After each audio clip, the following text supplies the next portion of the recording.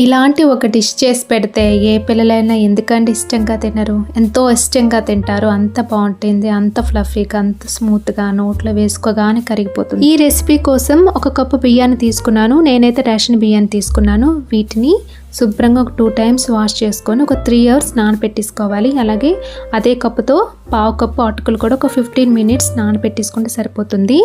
ఈ లోపల మనం బెల్లం సిరప్ రెడీ చేసుకుందాం. ఇప్పుడు స్టవ్ మీద ఒక మందపాటి గిన్నె పెట్టుకొని అందులో 1 కప్పు బెల్లం వేసుకుందాం.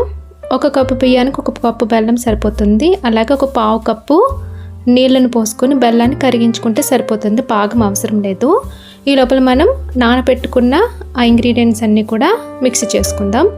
ఒక మిక్సీ జార్ తీసుకొని నానబెట్టిన బియ్యం, అలాగే నానబెట్టిన అటుకులు, ఒక 1/2 కప్పు పచ్చి కొబ్బరి ముక్కలు చిన్నగా ఇలా కట్ చేసుకొని వేసుకుందాం.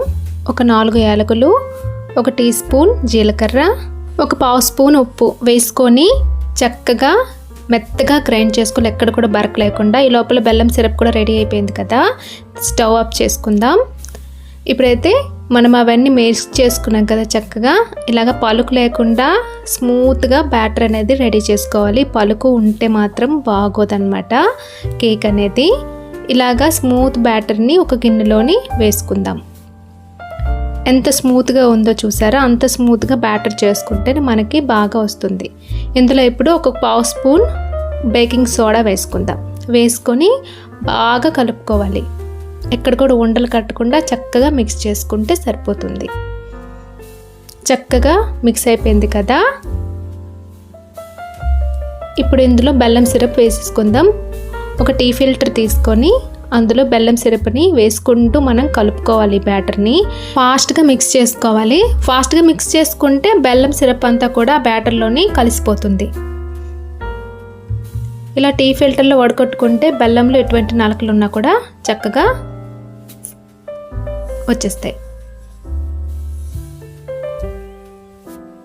చూసారా, బ్యాటర్ అంతా కూడా చాలా ఫాస్ట్గా కలుపుకోవాలి. మన స్పూన్తో కాకుండా విస్కర్తోనైతే చక్కగా కలిసిపోతుంది. ఉండలేవి కట్టకుండా నీట్గా బ్యాటర్ అనేది రెడీ అయిపోతుంది. బ్యాటర్ అనేది చక్కగా రెడీ అయిపోయింది. విస్కర్తోనైతే చక్కగా బాగుంటుంది అనమాట. ఇలా ఒక 2-3 మినిట్స్ స్పీడ్గా విస్కర్తో కలుపుకుంటే బ్యాటర్ అనేది స్మూత్ బ్యాటర్గా రెడీ అవుతుంది. ఈ స్ట్రక్చర్లో ఉంటే సరిపోతుంది. మరీ పల్చగా కాకుండా మరీ చిక్కగా కాకుండా ఇలా మీడియంగా ఉంటే సరిపోతుంది. ఇది పక్కన పెట్టి ఇప్పుడు ఒక మందపాటి గిన్నెని తీసుకొని అందులో ఒక 2 స్పూన్స్ నెయ్యి వేసుకుందాం. నెయ్యి వేడయ్యాక ముందు మనం 1/2 కప్పు కొబ్బరి ముక్కలు మిక్సీలో వేసుకొని గ్రైండ్ చేసుకున్నాం కదా, ఇప్పుడు ఇంకో 1/2 కప్పు ముక్కలు ఈ నేతిలో వేసుకొని చక్కగా వేయించుకోవాలి. గోల్డెన్ బ్రౌన్ కలర్ వచ్చేదాకా వేయించుకోవాలి. మంచి అరోమా అనేది రిలీజ్ అవుతుంది.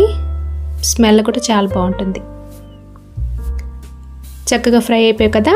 ఇప్పుడు బ్యాటర్ని ఇంకోసారి కలుపుకొని అందులో వేసేసుకుందాం. వేసేసుకున్నాక ఫస్ట్ 40 సెకండ్స్ హై ఫ్లేమ్లో ఉంచాలి.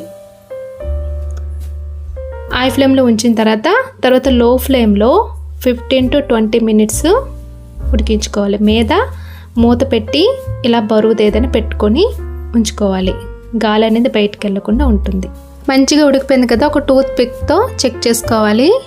ఇలాగా అంటకపోతే చక్కగా కేక్ అనేది రెడీ అయిపోయింది. మన రైస్ కేక్ రెడీ అయిపోయిందండి. ఒక గిన్నెలోని వేసుకుందాం.